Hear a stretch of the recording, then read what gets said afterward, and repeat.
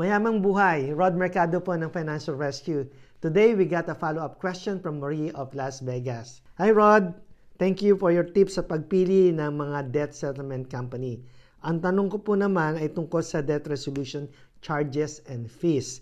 Ano-ano ba ang mga ito? Okay, first things first. Ano nga ba ang debt resolution? Ito yung proseso na tinutulungan ka ng isang debt relief company na i-manage or mabawasan ang utang mo. Sila ang kasama mo sa iyong debt payment journey. That's less stress for you, right? Here's the reality. Oo, may mga charges and fees na involved sa debt resolution. Hindi ka naman kasi libre yung serbisyo dahil may mga professionals na involved dyan na kailangan nilang bayaran. Pero huwag kayong ma-stress dahil ang binabayaran mo ay ang kakayanan nila o ang kanilang expertise na i-negotiate ang iyong utang. Always check kung legit yung company na tinatakbuhan mo. Kapag deklaro ang charges or hindi transparent, magduda ka na. Baka scam yan. Here's your quick checklist. Transparent fees, clear na may service contract, at may track record of helping clients. Huwag kang mahihiyang magtanong sa kanila. Ikaw ang may karapatan kasi ikaw ang magbabayad. At the end of the day, ang goal natin ay peace of mind. Kaya tandaan, always know the details, knowledge is power. Follow me for more tips. Itap po yung puso dyan kung nakakatulong ito sa inyo. Salamat po. See you next time.